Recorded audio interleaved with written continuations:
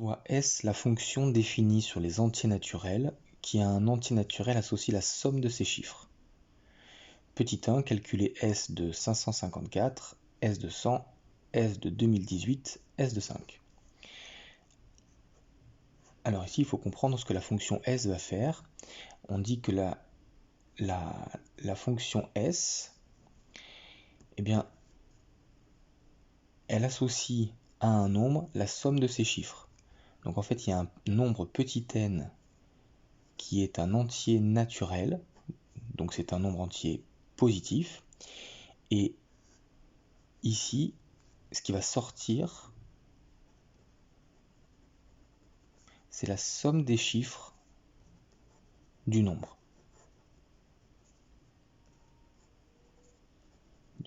n. Donc, pour le premier, S de 554, eh bien le nombre 554 rentre dans la fonction, et ce qui va ressortir, c'est la somme de ces chiffres, c'est-à-dire 5 plus 5 plus 4, c'est-à-dire 14. Donc S de 554 est égal à 14. Une fois qu'on a compris, c'est facile. S de 100 est égal à 1 plus 0 plus 0 qui est égal à 1. S de 2018 est égal à 2 plus 0 plus 1 plus 8 qui est égal à 2 plus 8, 10 plus 1, 11. Et enfin, S de 5 est égal à 5. Question 2. Donnez les antécédents de 2 compris entre 0 et 100. Donc les antécédents de 2, ça veut dire que si ma fonction était la fonction S, elle est là, eh bien quand il sort 2, on veut savoir quelles sont les possibilités de nombres qui sont rentrés dans la fonction pour qu'il soit ressorti 2. Alors entre 0 et 100, on va réfléchir en termes de paquet de 10, donc entre 0 et 10, déjà il y a le nombre 2.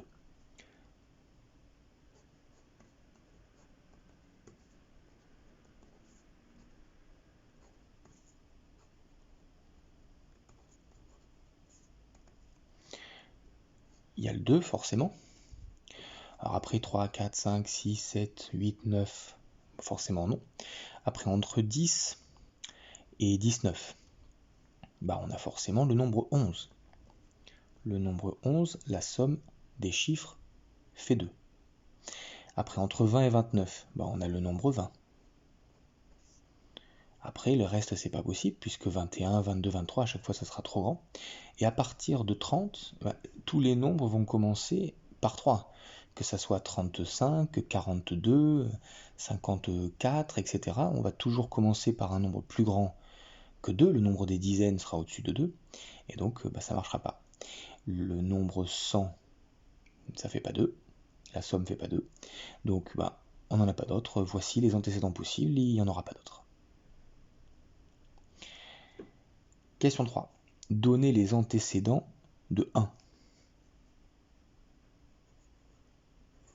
C'est le même principe.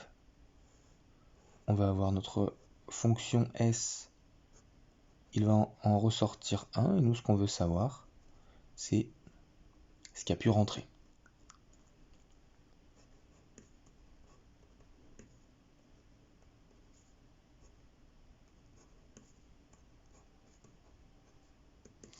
Alors évidemment, le plus simple, il y a le nombre 1. Ensuite, il va y avoir le nombre 10.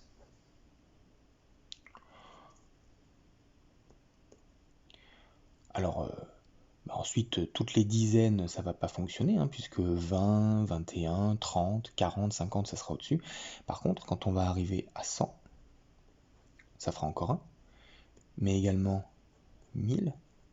Et puis en fait, on se rend compte que tous les nombres qui commencent par 1 et qui ont des zéros ensuite seront antécédents de 1.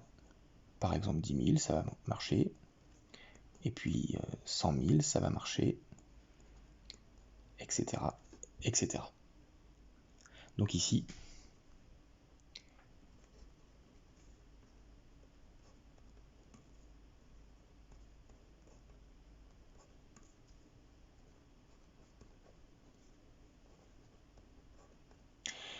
alors on se demande un petit peu comment on pourrait formuler ça, parce qu'effectivement, on voit bien que c'est les nombres qui commencent par 1 et pour lesquels il n'y a que des zéros ensuite, mais bon, c'est une façon un petit peu imprécise de décrire ça. On peut remarquer qu'ici, le 1, le 10, le 100, le 1000, quand on passe de l'un à l'autre, à chaque fois, on multiplie par 10 ici.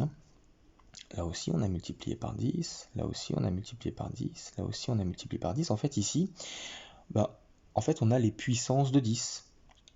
Le 1, c'est égal à 10 puissance 0. 10, c'est 10 puissance 1. 100, c'est 10 puissance 2. 1000, 10 puissance 3. 10 puissance 4. 10 puissance 5, etc., etc., etc. Donc, les antécédents de 1 sont toutes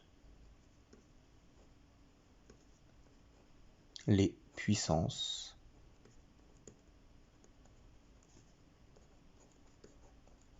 de 10. Question 4. Donner les antécédents de 3 compris entre 0 et 10 000. Bon, c'est reparti.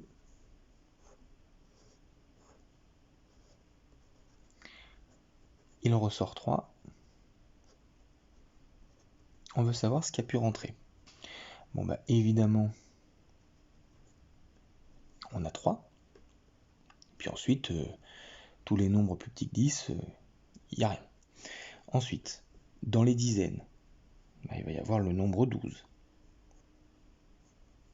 Ensuite, c'est fini, 13, 14, 15, 16, il n'y a pas. Ensuite, dans les vingtaines, il va y avoir le nombre 21. Ok. Dans les trentaines, il va y avoir le nombre 30. Et puis ensuite, pour les nombres composés de deux chiffres uniquement, 40, 50, 60, 70, 80, 90, ça sera plus, on n'aura plus d'antécédents puisque forcément la somme sera au-dessus de 30. De 3, pardon. Dans les centaines, on va avoir le nombre, alors si on regarde dans les centaines, si on est dans les centaines et puis les 10 premiers nombres, on va avoir le nombre 102. Celui-là, ça va marcher. Alors comme on a un 1 au départ, ce qu'on doit avoir après doit forcément faire 2 au maximum, la somme. Donc on peut avoir 0,2, mais on peut aussi avoir 111. Et puis ensuite, on pourrait avoir 120. Forcément ici, ça encore, ça fait 2. Et puis après, c'est fini, puisque 130, 140, 150, ça sera forcément au-dessus. Dans les 200, on pourrait avoir effectivement 2, et puis les deux nombres qui doivent venir ensuite doivent forcément avoir leur somme qui fera 1. Donc on peut avoir 201, et puis on peut avoir aussi 210. Après c'est fini, si on va au-dessus, on aura forcément une somme au-dessus de 3. Dans les 300, si j'ai un 3 pour les centaines, la somme des deux nombres qui viennent ensuite doit forcément faire 0. J'ai qu'une seule possibilité, c'est 300. Alors, en ce qui concerne les centaines, c'est terminé, puisque tous les nombres qui commenceront par 400, leur somme sera plus grande que 4.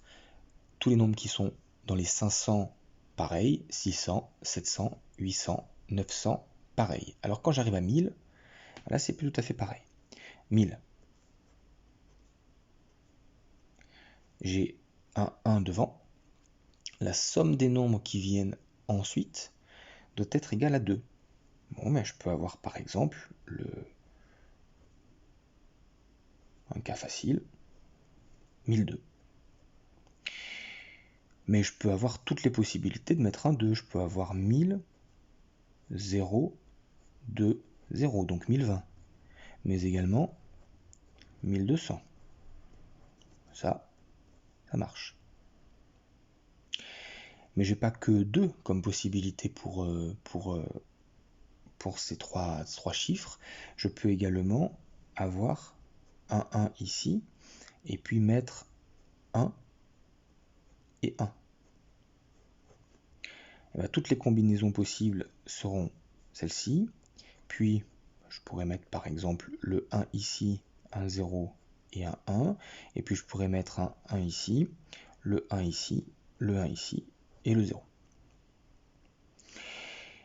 Est-ce que j'ai d'autres possibilités? Ben non, hein, puisque je ne peux pas mettre de 3.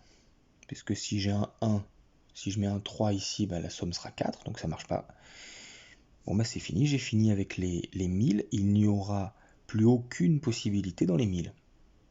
Dans les 2000, et si je commence par un 2, il faut obligatoirement que la somme de ces 3 chiffres fasse 1. Donc j'ai qu'une seule possibilité, c'est de mettre un 1. Donc le 1, je peux le mettre là. Je peux le mettre là. Ou je peux le mettre là. C'est tout. J'ai pas d'autre possibilité. Enfin, pour les 3000, eh bien, si je commence par un 3, la seule possibilité, c'est que la somme des 3 chiffres fasse 0. Voilà, je n'ai qu'une seule possibilité, c'est 3000. Et puis ensuite, 4000, 5000, 6000, 7000, 8000, 9000. On voit qu'à chaque fois, on sera au-dessus d'une somme de 3. Donc, il n'y aura pas d'antécédent. Quand on arrive, on nous dit compris entre 0 et 10 000. Bah, 10 000, ce n'est pas une possibilité, donc on a terminé. Donc on a ici 3, 12, 21, 30, 102, 111, 120, 201, 210, 300, 1002, 1020, 1200, 1011, 1101, 1110, 2001, 2010, 2100 et 3000. Question 5. Tout entier naturel admet-il un antécédent par S? Est-ce que si je prends n'importe quel nombre, je vais réussir à trouver un nombre avant dont la somme sera ce nombre-là? On peut réfléchir un petit peu, on a le 0. Le 0, oui, si je prends 0, ça va rentrer. Si je prends 1, le 1, ça va rentrer, ça va marcher. Le 2, ça va marcher. Le 3, tous les chiffres, déjà, c'est sûr, si on prend eux-mêmes, en fait, ils sont leur propre antécédent. Hein. Si je prends par exemple le 7, je le fais rentrer dans la fonction S, il ressort 7. Donc ça, c'est bon, ça marche. Maintenant, si je prends un nombre à 2 chiffres, par exemple le 15, est-ce que je peux avoir, est-ce que je peux trouver un nombre, voilà, je prends 15, est-ce que je peux trouver à chaque fois forcément un nombre avant, ici, dont la somme est 15? Oui, il me suffit, je sais pas, moi par exemple 7 et 8, si je prends le nombre 78, hop, quand je rentre à l'intérieur de S, j'ai bien 15. Alors, si je prends un nombre à 3 chiffres maintenant, est-ce que ça va être possible d'avoir un nombre à 3 chiffres? Oui, pourquoi pas?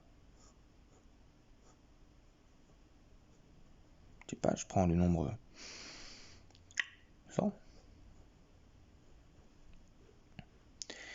Pour obtenir le nombre 100, par exemple, je peux faire 9 x 9, 81. Donc 1, 2, 3, 4, 5, 6, 7, 8, 9. Je vais le faire 10 fois, ça fait 90. Ça, 99. 100. Voilà un nombre qui a comme image 100. Donc a priori, effectivement, il semblerait que tout nombre entier naturel admette un antécédent par S. Quand on est dans les positifs, a priori, ça fonctionne. Alors, c'est une conjecture.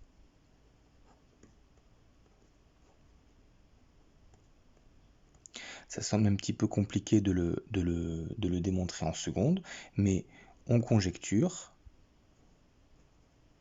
que oui, tout antinaturel semble admettre un antécédent par S.